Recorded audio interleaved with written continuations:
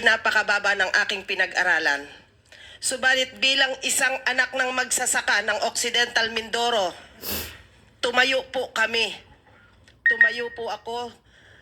Tumawid po kami ng dagat upang marinig ang aming boses sa Occidental Mindoro, sapagkat hirap na po ang magsasaka ng Occidental Mindoro. Wala po kaming ibang inaasahan na tutulong sa amin, kung kaya't kami po ay nag-inisyatibo lumakad pa parito. Iniwan po namin ang aming mga pamilya, iniwan po namin ang aming mga palay na kung saan kahapon daw po ay inabot ng ulan. Napakasakit po sa isang anak ng magsasaka na ang aking tatay ay napakatanda na. Malapit na pong tumalikod sa langit ang aking ama. Subalit hanggang ngayon, mahirap pa din. Kaya nga. Ang ibinuhay po sa amin ng aking ama at ina ay ang pagsasaka. Kung kaya, yun din po ang ibinuhay ko at ibinuhay namin sa aming pamilya. Na umaasa po sana kami, mahal na Pangulo, Mr. Chair, na aasenso kami. Dahil sa pag-aakala namin kami ay aangat dahil sa mga makabago at magagandang teknolohiya na ibinibigay ng pamahalaan. Subalit, nagkamali po kami. Ang amin pong mga anak ay halos ayaw nang tumapak sa lupa. Dahil ang alam po nila ay walang kapupuntahan, walang patutunguhan ang pagsasaka. Tama. Correct. Dahil nakikita po nila, Ihinto nyo na pagsasaka. magmula po nang sila'y bata, magpahanggang sa ngayon, hindi po kami umaasenso. Correct. Kung ano po ang ipinakakain sa amin ng aming tatay Noy, yun pa rin ang ipinakakain namin sa kanila. Kung kaya po, Mr. Chair, noon pong minsan kayo ay nag-post sa inyong FB, ako po ay nag-comment. Mr. Chair, mahal na senador, Kaya tigilan nyo ng magsaka at nanay. Pinapahirapan lang kayo ng gobyerno. nag-comment. Di kayo Mr. tinutulungan. Chair, mahal na senador, ang sabi ko po doon, mahal na senador, magmadali ka sa pagsaklolo sa aming mga magsasaka. Magmadali ka sapagkat kami lubog na. Patuloy po kaming lumulubog, Mr. Chair, dahil sa nangyayari. Lubog sa bagyo. Sino po ang pinayayaman natin? Lubog sa utang. Ang ibang bansa. Bakit? Dahil po sa pag-i-import natin ng bigas. Exactly. Sa pag-i-import natin ng iba pang mga produkto. Kung kaya po, ang 20 pesos na bigas, siguro po sa marami sa atin ay napakaganda sa pandinig. Subalit dilubyo po. Dilubyo po ang nangyari sa Dilubyo magsasaka. sa mga magsasaka. Dahil ito po ang naging sanhi kung bakit bumagsak at sumadsad ang presyo ng palay. Tama. Mr. Chair, napakalaki po ng halaga na nawawala sa magsasaka. Pamula po ng ang RTL ay naging batas. Ang National Food Authority po na siyang inaasahan ng marami sa aming mga magsasaka, nawala po ang kanilang kapangyarihan. Sila po ang inaasahan namin na yayakap sa amin. Gustuhin man po nila subalit hindi nangyayari. Doon po sa sinasabi na traders daw po ang nagbebenta sa NFA. Sa amin po sa Oxy, pinatutunayan ko po dahil ako po ay 1999 pa lamang ay nasa NFA na. At ako po ay isang coordinator at isang chairman na ng isang kooperatiba. Ito po ay pinabubulaanan ko. Hindi po nangyayari na ang traders ang nagbebenta ng palay sa National Food Authority, partikular sa Occidental Mindoro. Lalo po ngayon sa ginawa sa ginawa ng ating administrador o kung sino pa man ang nagpanukala na 100 per bag, per farmer ang pwede naming ibenta. Lalo po kaming naghirap. Sa totoo lang po, bago ako umalis, papunta dito, meron pong isang magsasaka tumawag sa akin, humihingi ng tulong. Nasa ospital ang asawa. At kahit po ngayon, maaari ko po itong patunayan sa inyo. Humihingi po siya ng tulong dahil hindi niya maibenta ang kanyang palay sa National Food Authority. Bakit? Dahil hindi po siya nakasama sa isang kooperatiba. Hindi naman po niya kakayaning pumunta ng opisina para mag-individual. Dahil wala po siyang kakayanan. Humingi po siya ng tulong sa akin sapagkat wala daw po siyang pambili ng gamot. Hindi po ako nakatalikod. Sa totoo lang, hanggang kagabi iniisip ko silang mag-asawa. Wala daw po siyang pambili ng gamot. Hindi ko po kayang talikuran ng aking kapwa magsasaka. Naghanap po ako ng pera. Itinakbo ko po sa hospital. Sabi ko, Tay, ibili mo ng gamot si nanay upang nasa ganon makatawid ang buhay. Sana po, Mr. Chair, sa mga nangyayaring ito sa amin sa buhay namin sa Occidental Mindoro, at hindi lamang po siguro sa Occidental Mindoro nangyayari ito. Of course, sa buong Pilipinas po. buong Pilipinas, Gaya po ng sinabi ko, buong magsasaka, magmadali ka po pinapahirapan ng sa gobyerno. pagsaklolo sa amin. Dahil baka sa susunod na anihan, hindi na kami makapagsaka. Katulad po ngayon, dinaanan kami ng kalamidad, ang opong. Mr. Chair, sa 1 hektarya ang inaani namin, napakaganda na kung kami ay umani ng 30. Mr. Chair, saan kami kukuha ng ibabayad namin sa aming mga utang? Saan po kami tatakbo? Kaya nga, Wala po kaming ibang tatakbuhan. kawawa Sapagkat talaga ang mga magsasaka. kapos na kapos ang pagmamahal ng gobyerno sa aming mga magsasaka. Bagaman, binigyan kami ng mga farm machineries ng PhilMec. Maraming salamat po sa pamamagitan ng DA at ng PhilMec. Maraming salamat po. Subalit hindi po sapat. Hindi po sapat. Sapagkat ito po, mga makinaryang ito'y ginagamitan din namin ng puhunan, ng fuel, ng mga pyesa na kapag ka nasisira ay sobrang mahal. Kaya nga, Katulad po ngayong bumagsak ang presyo ng palay, paano po namin i-operate ito? Eh napakamura ng presyo ng palay. Sa ginawa pong 100 per farmer, paano namin ibebenta yung hunos? Saan namin ipapangalan yon? Kung ang nakalagay lamang po sa akin kahit na 1,000 hektarya ay 100 lang ang kukuhanin. Paano po namin ito masusolusyonan? Mr. Chair, sana po matulungan nyo kami. Sa binhi po, pinagtitiisan po namin ang murang binhi sapagkat yun lamang po ang libre. Yun lamang po ang kaya. Kung meron man pong ibibili, yun lamang pong murang binhi. mumurahing ang kaya binhi namin pa ang bilhin. binili o binigay na libre. Sana po, Mr. Chair, kami po sana ang masunod kung ano ang binhi. Tama. Kasi kayo ang nakakaalam sa lupa ninyo.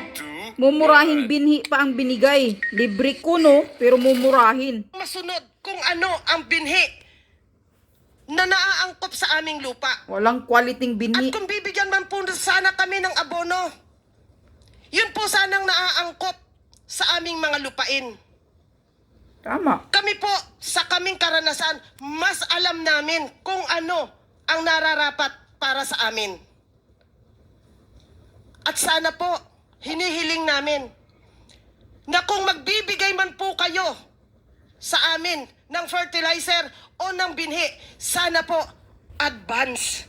Hindi po yung nakatanim na kami bago pa kayo nagbigay. Hindi po sasapat sa amin ang isang kabang abono sa isang ektarya. Kasi po ang nangyayari, 1 kaban per farmer. Oh, Mr. Chair, hindi talaga kasya. kaya po ba pagandahin ng isang kabang abono ang isang ektaryang lupa? Sa ganitong pagkakataon po, Mr. Chair, nangungutang kami. Mabuti si Mr. Bolos, 3% lang ang binabayaran niyang interest. Kami po sa Occidental Mindoro, 7% hanggang 10%. Kinakagat po namin yan, makapagsaka lang. Maitaguyod lamang po namin ang buhay ng aming pamilya. Diyos ko. Mr. Chair, napakasakit isipin na sinasabi nilang lahat, bayani kami. Pero nasaan? Itinuring nyo kaming bayani pero kinalimutan kami. Limot na bayani kami. Di po ba? Limot na bayani na po kami, Mr. Chair. Nakawawa talaga kayo. Kaya po, nasaan ang hustisya? Bibilhin ang aming palay, 8 piso. Diyos ko, ang 10 mura. piso. Kumain ka sa Jollibee, kumain ka sa McDo. Magkano ang isang kakapiranggot na kanin? 25? Kung isasain nyo yung 1 kilo, gaano karaming 25 pesos yon? Hindi po ba, Mr. Chair? Kaya po nasaan ang hustisya sa aming mga magsasaka? Da. Sana po, ito pong lahat ng aming mga hinaing na ito, opo, wala po akong datos na hawak na katulad nila. Sabi ko nga po sa inyo, hindi ako master degree. Wala po akong ganong kataas na pinag-aralan. Pero po, bilang isang anak ng magsasaka at itinataguyod ko ang magsasaka ng Occidental Mindoro. Dahil alam ko po sa mga panahon na ito at sa mga oras na ito, nakikinig sila, nagbubunyi sila dahil may isa magsasaka na itinatayo ang aming antas. Mr. Chair, sana po darating ang oras na maipadala namin ang aming mga hinaing, ang aming mga nais pang mangyari para sa aming hanay.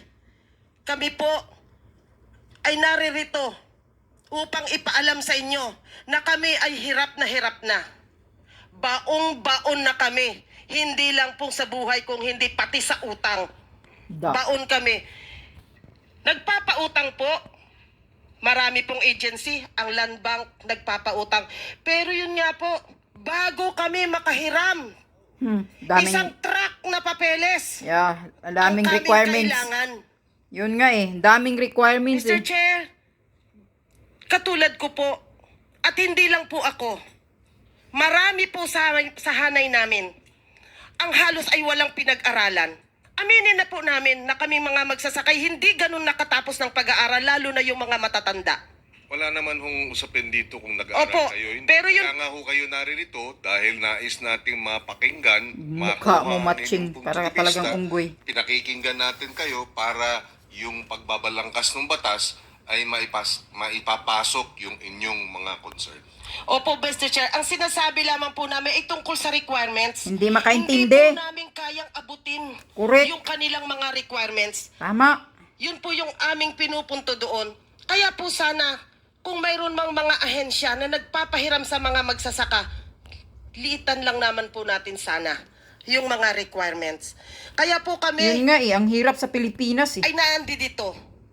Ngayon po, sa kasalukuyan, kino-cover din kami ng aming istasyon sapagkat ang Bantay Oxy po sa inyong kaalaman ay mayroon na siyang humigit kumulang 40 member ng kooperatiba at asosasyon na kung saan ay mayroon na po itong nasa 2,000 magsasaka na ngayon ay nakaantabay sa amin kung ano po ang mangyayari dito sa aming pagdalo dito, Mr. Chair. At ito po ay ikinocover ng aming, kasi po sa totoo lang, kami po ay ikinocover ng aming isang istasyon ng radyo, ang Care FM. Kaya po, Mr. Chair, natutuwa po kami dahil nakarating sa inyong kaalaman at sa inyong opisina yung aming position letter. Kaya po sa... Okay, iyon lang. Marcos Jr. Bangag, ito ba ang pinagyayabang mo sa preskon mo na malapit na, unti-unti nang matutupad, na wala nang magugutom? Oh, sana marinig mo itong mga hinaing ng mga magsasaka. Dilubyo. Paulit-ulit pa ni nanay na sinasabi, dilubyo ang sinapit ng mga magsasaka. Simula nang mag-import kayo. Itong si Bangag kasi, Marcos Jr., pinapakita niya lang na gawin niyang tamad katulad niya. Kaya import lagi. Branded na nga itong Pilipinas sa pag-i-import eh. Kahit galunggong na isda, ini-import. Yun ang problema. Kasi ang sarili nating magsasaka, hindi ninyo binibigyang pansin, pinapatay nyo siya. Ito na. Sinasabi na ni nanay. Pinapatay nyo na sila, binabaon nyo sila. Binabaon sa utang, binabaon sa hirap. Lahat na. Dilubyo nga eh. Ang sinapit ng mga magsasaka. Di ba ito nakakahiya? Sarili nating magsasaka, pinapahirapan, whereas nag-i-import ka ng bigas sa ibang bansa. Ay, anong klaseng gobyerno ka? Inutil ka talaga. At beside, di ba Marcos Jr., nang pag-upo mo, ikaw, ina-appoint mo yung sarili mo na ikaw ang isang Secretary of Agriculture. Anong nagawa mo? Wala. Anong nagagawa mong tulong sa mga magsasaka? Nga. Walang hiya ka talaga eh. Tamad ka talaga magtrabaho eh. Kaya tama yung sinasabi ni Vice President Sara Duterte. Akala nyo ba nagtatrabaho yung presidente natin? Hindi. Nakikinig lang yan sa mga bulong-bulong sa kanya. Ganito, ganyan. Katulad ng flood control project. Kapal ng mukha, sinasabi niya pa sa sunan niya na mayroon na tayong natatapos na 5,500 flood control project. Pagdating ng pangalawang araw, ayan. Nagagalit pati si Lord sa mga kasinungalingan mo, Bangag. Binaha. Yung kasinungalingan mo pinapakita ang buong katotohanan sa mga taong bayan. Umuulan, binaha. Yun lang, isasalitang mong ganyan, nakikita namin na talagang hindi ka nagtatrabaho, Marcos. Nakikinig ka lang sa mga sekretary mo o sino ba yung mga utusan mo na binubulungan ka at sinasabihan ka ng mga mali para lang pagtakpan ang sarili nilang mga pagnanakaw kasi ninanakaw na nila yung project, yung pera. Kaya binubulong sa'yo puro mali. Pero hindi na kami naniniwala sa'yo, Marcos. Matagal na. Katulad nitong ginagawa mo. Kung sa ibang bansa ka, ang mga magsasaka, mga mayayaman. Kung doon ka sa Japan, or saan-saan sa Amerika, or saan ka na ibang bansa, ang mga magsasaka mayayaman. Pero dito sa Pilipinas, mga magsasaka ay daig pang mga sobrang mga mahihirap. Sinasabi na nga ni nanay, pati mga anak nila ayaw na daw yumapak sa lupa. Ayaw na maging magsasaka. Dahil nakikita ng mga anak nila na walang mapapatunguhan ang magiging magsasaka. Kasi pinapahirapan ng gobyerno. Mismo tulong, komplemento. Iilan lang ang ibibigay. Kung magbibigay man ng binhi, mga mumurahin. Kung magbibigay man ng mga traktura, iilan lang. Sa kadami-dami ba namang magsasaka? Iilan lang ang ibibigay mo. Komplemento lahat ang tulong ng gobyerno. Pero pag sila, ang nanakawin nila ang budget, ang pera ng mga Pilipino, ng mga taxpayer, bilyon-bilyon, trilyon ang nanakawin. Walang pagdadalawang isip. Katulad sa flood control project ngayon, ilang bilyon ang ninakaw. Kaya sabi pa ni nanay, dilubyo ang sinapit ng mga magsasaka. Tama. Lalo na ngayon, may baha, laging umuulan, binabaha.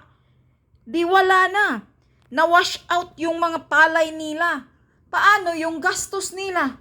Di nasasayang yung gastos nila. Pero ano, wala pa ring tulong ang gobyernong maibibigay na maayos sa kanila. Kaya nanay, kung ako sa inyo mga magsasaka, tumigil na po kayong magsaka. Magsasaka, magtanim na lang po kayo ng para sa pamilya ninyo. Huwag na kayong haharap pa na bigyan kayo ng maayos na kabuhayan ng gobyernong ito. Kasi itong gobyernong Marcos bangag talagang inutil, weak, wala talagang pakialam sa ating mga Pilipino, mga ordinaryong Pilipino kung gumagapang na tayo sa hirap. Wala siyang pakialam. Kaya nga naiisip ko nga siguro itong ginagawa ni Bangag Marcos Jr. ay isang paghihiganti siguro ito sa ginagawa ng mga dilawan ng mga Pilipino noon sa pagtaboy sa kanila sa Hawaii noon sa ama niya. Baka itong ginagawa niya ngayon sa atin ay ginagantihan niya tayo. Puro pa kunwari yung presko ng putang inang Bangag. Hayop ka, mag-resign ka, putang ina ka. We hated you, Marcos Bangag. Hayop kang Judas ka. Mga kawatan kayo. Magnanakaw sa kaban ng bayan. Pero pagdating sa tulong sa mga Pilipino, sa mga ordinaryong Pilipino, puro komplemento. Ngayon nga yung lindol, nalindol yung mga biktima sa lindol sa Cebu. Ano na Marcos? Nangangako kang may tulong kang maipapadala Nagbibigay ka na ba ng tulong? Ano na? Nganga pa rin sila, gutom pa rin sila ngayon, naghihintay pa rin ng tulong ni tubig, pagkain, wala. Ubos-ubos. Langhiyang gobyerno ito. Gusto lang nila sila ang mabubusog sa pagnanakaw. Nanakawin nila ang huling sintimo ng Pilipinas. Yan ang tatak mo, Marcos Jr. Yan ang legacy mo ng gobyerno mong Bangag. Langhiya kayo. Kapal ng mukha nyo. Kaya sana kayo ang bagyuhin. Kayo ang lindulin. Mga kawatang, mga politiko na nasa gobyerno. Kayo ang tatamaan ng dilubyo. Mga hayop kayo.